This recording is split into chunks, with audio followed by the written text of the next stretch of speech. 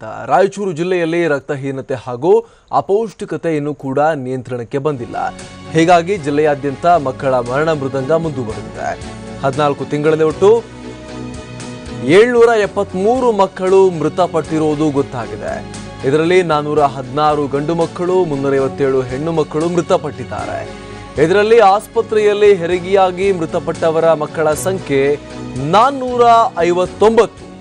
ಮನೆಯಲ್ಲಿ ಹೆರಿಗೆಯಾಗಿ ಮೃತಪಟ್ಟ ಮಕ್ಕಳ ಸಂಖ್ಯೆ 313 ಅಂತ ಆರೋಗ್ಯ ಇಲಾಖೆ ಕೊಟ್ಟಿರುವ ದಾಖಲೆಯಲ್ಲಿ ಬಹಿರಂಗವಾಗಿದೆ. ಗರ್ಭಿಣಿಯರಿಗೆ ಜೀವ ಹಿಂಡ್ತಾ ಇರುವಂತಹ ರಕ್ತಹೀನತೆ ಮತ್ತು ಅಪೌಷ್ಟಿಕತೆಯಿಂದಾಗಿ ಮಕ್ಕಳು ಸಾಯ್ತಾ ಇದ್ದಾರೆ ಅನ್ನುವಂತಹ ಮಾತು ಈಗ ಇಲ್ಲಿ ಸ್ಪಷ್ಟವಾಗಿದೆ. ಇಲ್ಲಿರುವಂತಹ ಪ್ರಶ್ನೆ, ಮಕ್ಕಳ ಸಾವಿಗೆ ಕೊನೆ ಯಾವಾಗ ಅನ್ನುವಂಥದ್ದು. ಪದೇ ಪದೇ ಇಂತಹ ಘಟನೆಗಳು ಮರುಕಳಿಸ್ತಾ ಇದ್ರೂ ಕೂಡ ರಾಯಚೂರಿನಲ್ಲಿರುವಂತಹ ವಾಸ್ತವ ಪರಿಸ್ಥಿತಿಯ ಬಗ್ಗೆ ಟಿವಿ9 ನಿರಂತರವಾಗಿ ಹಲವು ವರ್ಷಗಳಿಂದ ಈ ಬಗ್ಗೆ ಸರ್ಕಾರದ ಗಮನವನ್ನ ಸೆಳೆಯುವಂಥ ಪ್ರಯತ್ನವನ್ನ ಮಾಡ್ತಾ ಇದ್ರೂ ಕೂಡ, ನಾನಾ ಸ್ಕೀಮ್ಗಳನ್ನ ಸರ್ಕಾರ ಜಾರಿಗೆ ತಂದ್ರೂ ಕೂಡ ಈ ರೀತಿಯಾಗಿ ಮಕ್ಕಳು ಹುಡ್ತಾ ಇದ್ದ ಹಾಗೆ ಪ್ರಾಣವನ್ನ ಕಳ್ಕೋತಾ ಇವೆ ಅಂತ ಹೇಳಿದ್ರೆ ನಿಜಕ್ಕೂ ಕೂಡ ಇಲ್ಲಿ ಯಾರು ಹೊಣೆ ಹಾಗೂ ಇದಕ್ಕೆ ಕೊನೆ ಯಾವಾಗ ಅನ್ನುವಂತಹ ಪ್ರಶ್ನೆ ಖಂಡಿತವಾಗ್ಲೂ ಕೂಡ ಮೂಡುತ್ತೆ. 14 ತಿಂಗಳಲ್ಲಿ ಅಂದರೆ 1 ವರ್ಷ 2 ತಿಂಗಳ ಅವಧಿಯಲ್ಲಿ 773 ಮಕ್ಕಳು ಮೃತಪಟ್ಟಿರುವುದು ಈಗ ಅಂಕಿಅಂಶಗಳಿಂದ ಗೊತ್ತಾಗಿರುವಂಥದ್ದು. ಅದರಲ್ಲಿ 416 ಗಂಡು, 357 ಹೆಣ್ಣು ಮಕ್ಕಳು ಇರುವಂಥದ್ದು. ಇದರಲ್ಲಿ ಆಸ್ಪತ್ರೆಯಲ್ಲಿ ಹೆರಿಗೆಯಾಗಿ ಸಂದರ್ಭದಲ್ಲಿ ಮೃತಪಟ್ಟ ಮಕ್ಕಳ ಸಂಖ್ಯೆನೇ ಸುಮಾರು 459 ಅಂತ ಹೇಳಿದ್ರೆ ರಾಯಚೂರಿನಲ್ಲಿ ಪರಿಸ್ಥಿತಿ ಎಷ್ಟು ಕೆಟ್ಟದಾಗಿದೆ, ಎಷ್ಟೊಂದು ದುಸ್ಥಿತಿಯಲ್ಲಿದೆ ಅಲ್ಲಿನ ಆರೋಗ್ಯದ ಪರಿಸ್ಥಿತಿ, ಜನರ ಆರೋಗ್ಯದ ಗುಣಮಟ್ಟ ಅನ್ನುವಂಥದ್ದು ಇಲ್ಲಿ ಅತ್ಯಂತ ಸ್ಪಷ್ಟವಾಗುತ್ತೆ. ಈ ಬಗ್ಗೆ ಮತ್ತಷ್ಟು ಮಾಹಿತಿಯನ್ನ ಕೊಡ್ತಾರೆ ನಮ್ಮ ಪ್ರತಿನಿಧಿ ಸಿದ್ದು ಬಿರದಾರ್. ಸಿದ್ದು, ಇಲ್ಲಿ ಅಂಕಿಅಂಶಗಳನ್ನ ನೋಡ್ತಾ ಹೋದ್ರೆ ಬೆಚ್ಚಿ ಬೀಳುವಂತಹ ಅಂಕಿಅಂಶಗಳು ಬೆಳಕಿಗೆ ಬರ್ತಾ ಇದೆ.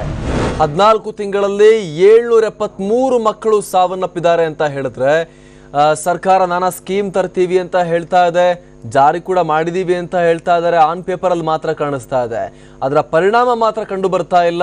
ಮಕ್ಕಳು ಸಾವನ್ನಪ್ತಾ ಇರುವಂತಹ ಸಂಖ್ಯೆ ಜಾಸ್ತಿ ಆಗ್ತಾನೆ ಹೋಗ್ತಾನೆ ಇದೆ. ಸಿದ್ದು, ವಿಶೇಷವಾಗಿ ರಾಯಚೂರು ಜಿಲ್ಲೆಯಾದ್ಯಂತ ಗರ್ಭಿಣಿ ಮಹಿಳೆಯರಿಗೆ ಸಾಕಷ್ಟು ರಕ್ತಹೀನತೆ ಮತ್ತು ಅಪೌಷ್ಟಿಕತೆ ನಿರಂತರವಾಗಿ ಕಾಡ್ತಾ ಇದೆ. ಸರ್ಕಾರ ಏನೇ ಯೋಜನೆ ಜಾರಿಗೆ ತಂದರೂ ಸಹ ಗರ್ಭಿಣಿ ಮಹಿಳೆಯರಿಗೆ ಅದು ಸಕಾಲಕ್ಕೆ ಪೂರಕವಾಗಿ ತಲುಪ್ತಲ್ಲ ಅಂತಕ್ಕಂಥದ್ದು ಮೇಲ್ನೋಟಕ್ಕೆ ಕಂಡು ಬರ್ತಾ ಇದೆ. ಆ ಕಾರಣಕ್ಕಾಗಿ ಗರ್ಭಿಣಿ ಮಹಿಳೆಯರಿಗೆ ನಿರಂತರವಾಗಿ ಕಾಡ್ತಾ ಇರತಕ್ಕಂಥ ರಕ್ತಹೀನತೆ ಮುಂದುವರೆದಿದೆ. ಹೀಗಾಗಿ ಹೊಟ್ಟೆಲಿರ್ತಕ್ಕಂಥ ಮಗುವಿನ ಬೆಳವಣಿಗೆ ಮೇಲೆ ವ್ಯತಿರಿಕ್ತವಾದಂತಹ ಪರಿಣಾಮ ಬೀರುತ್ತಾ ಇರತಕ್ಕಂಥದ್ದು ಸತ್ಯಾಂಶ ಕಂಡು ಬಂದಿರತಕ್ಕಂಥದ್ದು. ಅದ್ರ ಜೊತೆಗೆ ಹೊಟ್ಟೆಲಿರ್ತಕ್ಕಂಥ ಮಗು ಉಸಿರಾಟದ ತೊಂದರೆ ಕೂಡ ಆಗ್ತಕ್ಕಂಥದ್ದು ಕೂಡ ವೈದ್ಯಕೀಯ ಪರೀಕ್ಷೆಯಲ್ಲಿ ಗೊತ್ತಾಗಿರ್ತಕ್ಕಂಥದ್ದು. ವಿಶೇಷವಾಗಿ 14 ತಿಂಗಳ ಅವಧಿಯಲ್ಲಿ 773 ಮಕ್ಕಳು, 1 ವರ್ಷದ ಒಳಗಿನ ಮಕ್ಕಳು, 0 to 1 year ವರ್ಷದ ಒಳಗಿನ ಮಕ್ಕಳು ಮೃತಪಟ್ಟಿರ್ತಕ್ಕಂಥದ್ದು ಒಂದು ಅಚ್ಚರಿಯ ಸಂಗತಿ ಅಂತ ಹೇಳಬೇಕಾಗುತ್ತೆ. ಈ ಹಿಂದೆ ಟಿವಿ ನಡೆಸಿದಂತಹ ಅಪೌಷ್ಟಿಕತೆ ಅಭಿಯಾನದ ಹಿನ್ನೆಲೆಯಲ್ಲಿ, ಅನ್ನದ ಅಭಿಯಾನದ ಹಿನ್ನೆಲೆಯಲ್ಲಿ ಸಾಕಷ್ಟು ಯೋಜನೆಗಳನ್ನು ಸರ್ಕಾರ ರೂಪಿಸಿತ್ತು. ಆದರೆ ಆ ಯೋಜನೆಗಳನ್ನ ಜನರಿಗೆ ತಲುಪಿಸತಕ್ಕಂಥ ವಿಚಾರದಲ್ಲಿ ಸರ್ಕಾರ ಘೋಷಣೆ ಮಾಡಿದೆ ಹೊರತು, ಆದರೆ ಅದನ್ನು ಜನರಿಗೆ ತಲುಪಿಸದ ವಿಚಾರದಲ್ಲಿ ಜಿಲ್ಲಾ ಮಟ್ಟದ ಅಧಿಕಾರಿಗಳು ಎಡವುತ್ತಾನೆ ಇದ್ದಾರೆ ಅನ್ನೋದಕ್ಕೆ ಸ್ಪಷ್ಟ ನಿದರ್ಶನ ಅಂತ ಹೇಳಬೇಕಾಗುತ್ತೆ. ಇವತ್ತು ರಾಯಚೂರು ಜಿಲ್ಲೆಯೊಂದರಲ್ಲೇ 773 ಮಕ್ಕಳು 14 ತಿಂಗಳು ಸಾವನ್ನಪ್ಪಿದೆ ಅಂದರೆ ಸರ್ಕಾರಕ್ಕೆ ನಿಜಕ್ಕೂ ನಾಚಿಕೆ ಆಗಬೇಕು. ಸಂಬಂಧಪಟ್ಟಂತ ಇಲಾಖೆ ಇದಕ್ಕೆ ಸಂಪೂರ್ಣ ಜವಾಬ್ದಾರಿ ಹೊರಬೇಕಾಗುತ್ತೆ. ಸಂಬಂಧಪಟ್ಟಂತ ಮಹಿಳಾ ಮತ್ತು ಮಕ್ಕಳ ಅಭಿವೃದ್ಧಿ ಇಲಾಖೆ ಏನಿದೆ, ಅಂಗನವಾಡಿ ಮುಖಾಂತರ ಗರ್ಭಿಣಿ ಮಹಿಳೆಯರಿಗೆ ಪೂರಕ ಪೌಷ್ಟಿಕಾಹಾರ ಕೊಡ್ತಾ ಇದೆ. ಆ ಪೂರಕ ಪೌಷ್ಟಿಕಾಹಾರ ಯಾರು ಹೊಟ್ಟೆ ಸೇರ್ತಾ ಇದೆ, ಎಲ್ಲಿಗೆ ಹೋಗ್ತಾ ಇದೆ ಅನ್ನೋದ್ರ ಬಗ್ಗೆ ಕೂಡ ಗೊತ್ತಾಗ್ತಾ ಇಲ್ಲ. ಒಂದು ಹಂತದಲ್ಲಿ ಗರ್ಭಿಣಿಯರಿಗೆ ಕೊಡ್ತಕ್ಕಂಥ ಪೂರಕ ಪೌಷ್ಟಿಕಾಹಾರದಲ್ಲಿ ನ್ಯೂಟ್ರಿಷನ್ ಕೊರತೆ ಇದೆ ಅಂತಕ್ಕಂಥ ಕೂಡ ಮೇಲ್ನೋಟ ಕಂಡು ಬರ್ತಾ ಇದೆ. ಇನ್ನು ಗರ್ಭಿಣಿ ಮಹಿಳೆಗೆ ಪೂರಕ ಪೌಷ್ಟಿಕಾಹಾರ ಸಕಾಲಕ್ಕೆ ಸಿಗ್ತಾ ಇಲ್ಲ. ಅದ್ರ ಜೊತೆಗೆ ಫಾಲಿಕ್ ಆಸಿಡ್, ಕಬ್ಬಿಣಾಂಶದ ಮಾತ್ರೆಗಳು ಕೂಡ ಸಕಾಲಕ್ಕೆ ಸಿಗ್ತಾ ಇಲ್ಲ. ಈ ಕಾರಣಕ್ಕಾಗಿ ಅನೇಕ ಗರ್ಭಿಣಿ ಮಹಿಳೆಯರು ಇವತ್ತಿಗೂ ಕೂಡ ರಕ್ತಹೀನತೆಯಿಂದ ಬಳಲ್ತಾ ಇದ್ದಾರೆ. ಸೊ ಸಾಮಾನ್ಯವಾಗಿ ಒಬ್ಬ ಗರ್ಭಿಣಿ ಮಹಿಳೆ ದೇಹದಲ್ಲಿ 12 ರಿಂದ 14% ಹಿಮೋಗ್ಲೋಬಿನ್ HB ಇರಬೇಕು. ಆದರೆ ರಾಯಚೂರಿನಲ್ಲಿ ಬಹುತೇಕ ಗರ್ಭಿಣಿ ಮಹಿಳೆಯರಲ್ಲಿ 8 ರಿಂದ 9 HB ಕಂಡು ಬರ್ತಾ ಇರತಕ್ಕಂಥ ರಕ್ತ ತಪಾಸಣೆಯಲ್ಲಿ ಬಯಲಾಗಿದೆ. ಸೊ ಇದನ್ನೆಲ್ಲವನ್ನು ಕೂಡ ಗಮನದಲ್ಲಿ ಇಟ್ಕೊಂಡಿದ್ದಾರೆ. ಆರೋಗ್ಯ ಇಲಾಖೆಯವರು ಏನ್ ಮಾಡ್ತಾ ಇದ್ದಾರೆ, ಆರೋಗ್ಯ ಇಲಾಖೆ ಮತ್ತು ಮಹಿಳಾ ಮತ್ತು ಮಕ್ಕಳ ಕಲ್ಯಾಣ ಅಭಿವೃದ್ಧಿ ಇಲಾಖೆಯ ಸಮನ್ವಯದ ಕೊರತೆಯಿಂದಾಗಿ ಇವತ್ತು ಸಾಕಷ್ಟು ಜನ ಗರ್ಭಿಣಿ ಮಹಿಳೆಯರು ರಕ್ತಹೀನತೆ ನರಳುತ್ತಾ ಇದ್ದಾರೆ. ಆ ನಿಟ್ಟಿನಲ್ಲಿ ಆ ರಕ್ತಹೀನತೆ ಹೋಗಲಾರದ ನಿಟ್ಟಿನಲ್ಲಿ ಸೂಕ್ತವಾದಂತಹ ಕ್ರಮ ಕೈಗೊಳ್ಳಬೇಕಾದಂತ ಅಗತ್ಯವಿದೆ. ಇನ್ನು ಕಳೆದ ವರ್ಷಕ್ಕೆ ಹೋಲಿಸಿದರೆ ಈ ವರ್ಷ ಮಕ್ಕಳ ಸಾವಿನ ಸಂಖ್ಯೆ ಹೆಚ್ಚಾಗಿದೆ. 2016ನೇ ಸಾಲಿನಲ್ಲಿ ಸುಮಾರು 15-16ನೇ ಆರ್ಥಿಕ ವರ್ಷದಲ್ಲಿ 741 ಮಕ್ಕಳು ಮೃತಪಟ್ಟಿದ್ದು. ಆದರೆ ಈ ವರ್ಷ 773 ಮಕ್ಕಳು ಮೃತಪಟ್ಟಿರ್ತಕ್ಕಂಥ ಗಮನಿಸಿದರೆ ಪ್ರತಿ ವರ್ಷ ಮಕ್ಕಳ ಸಾವಿನ ಸಂಖ್ಯೆ ಹೆಚ್ಚಾಗ್ತಾನೆ ಹೋಗ್ತಾ ಇದೆ. ಇದಕ್ಕೆ ಸಂಬಂಧಪಟ್ಟಂತೆ ನಾವು ಜಿಲ್ಲಾ ಆರೋಗ್ಯ ಮತ್ತು ಕುಟುಂಬ ಕಲ್ಯಾಣ ಇಲಾಖೆ ಅಧಿಕಾರಿ ಸಂಪರ್ಕಿಸಿದಾಗ ಅವ್ರು ಹೇಳ್ತಕ್ಕಂಥದ್ದು ನಿಯಂತ್ರಣ ಬಂದಿದೆ, ಸಾಕಷ್ಟು ಕಂಟ್ರೋಲ್ ಮಾಡಿದೀವಿ ಅಂತಕ್ಕಂಥ ಸಭೆ ಬೀಳ್ತಾರೆ. ಇನ್ನು ಅಂಗನವಾಡಿಯಿಂದ ಗರ್ಭಿಣಿ ಮಹಿಳೆಯರು ಕೊಡ್ತಕ್ಕಂಥ ಪೂರಕ ಪೌಷ್ಟಿಕಾಹಾರ ಸಕಾಲ ಸಿಗ್ತಾ ಇಲ್ಲ. ಆ ಪೂರಕ ಪೌಷ್ಟಿಕಾಹಾರ ಯಾರ ಹೊಟ್ಟೆ ಸೇರ್ತಾ ಇದೆ ಅನ್ನೋದ್ರ ಬಗ್ಗೆ ಸಿಒ ಕುರ್ಮಾರ್ ಅವರನ್ನು ಸಂಪರ್ಕಿಸಿದಾಗ ಅವ್ರು ಹೇಳ್ತಕ್ಕಂಥದ್ದು ಸರ್ಕಾರಕ್ಕೆ ಹೊಸ ಯೋಜನೆ ಜಾರಿಗೆ ತಂದಿದೆ. ಗರ್ಭಿಣಿ ಮಹಿಳೆಯರೇ ಅಂಗನವಾಡಿಗೆ ಹೋಗಿ ಬಿಸಿಯೂಟನ್ನು ಸೇವಿಸ್ತಕ್ಕಂಥ ಯೋಜನೆ ಜಾರಿಗೆ ತರ್ತಾ ಇದೀವಿ. ಅದು ಇಡೀ ಎಲ್ಲಾ ತಾಲೂಕಿನಾದ್ಯಂತ ವಿಸ್ತರಣೆ ಮಾಡ್ತಕ್ಕಂಥ ಕೂಡ ಆಲೋಚನೆ ಮಾಡ್ತಿದೀವಿ. ಈಗ ಮಾನವಿಯಲ್ಲಿ ಪೈಲಟ್ ಪ್ರಾಜೆಕ್ಟ್ ಪ್ರಾರಂಭ ಮಾಡ್ತೀವಿ ಅಂತಕ್ಕಂಥ ಮಾತನ್ನು ಹೇಳ್ತಾ ಇದ್ದಾರೆ. ಆದ್ರೆ ಎಲ್ಲೋ ಒಂದು ಕಡೆಗೆ ಸರ್ಕಾರದ ಯೋಜನೆಗಳು ಗರ್ಭಿಣಿಯರಿಗೆ ತಲುಪ್ತಾ ಇಲ್ಲ ಮತ್ತು ಅಪೌಷ್ಟಿಕ ಹೇಳ್ತಾ ಇರ್ತಕ್ಕಂಥ ಮಕ್ಕಳಿಗೆ ಕೂಡ ತಲುಪ್ತಾ ಇಲ್ಲ ಅಂತಕ್ಕಂಥ ಮೇಲ್ನೋಟ ಕಂಡು ಬರ್ತಾ ಇದೆ. ಇದು ಹೀಗೆ ಮುಂದುವರೆದರೆ ರಾಯಚೂರು ಜಿಲ್ಲೆಯಾದಂತ ಮಕ್ಕಳ ಮರಣ ಮೃದಂಗ ಮುಂದುವರಿಯಲಿದೆ. ಇದಕ್ಕೆ ಬ್ರೇಕ್ ಹಾಕೋಕೆ ಸಾಧ್ಯವಿಲ್ಲ. ಇದಕ್ಕೆ ಸಂಬಂಧಪಟ್ಟಂತೆ ಸರ್ಕಾರ ಕೂಡ ಉತ್ತರ ಕೊಡಬೇಕಾಗುತ್ತೆ. ಮುಖ್ಯಮಂತ್ರಿ ಸಿದ್ದರಾಮಯ್ಯನವರು ಅಪೌಷ್ಟಿಕತೆ ನಿವಾರಣೆಗೆ, ಹಸಿವು ನಿವಾರಣೆಗೆ, ಹಸಿವು ಮುಕ್ತ ಕರ್ನಾಟಕ ಮಾಡ್ತೀವಿ ಅಂತಕ್ಕಂಥ ನಿಟ್ಟಿನಲ್ಲಿ ಏನು ಭಾಷಣ ಬೀಗುತ್ತಾ ಇದ್ದಾರೆ. ಆದ್ರೆ ಅದೆಲ್ಲವೂ ಸಹ ಘೋಷಣೆಗೊಳ್ತಾ ಇದ್ದಾವೆ.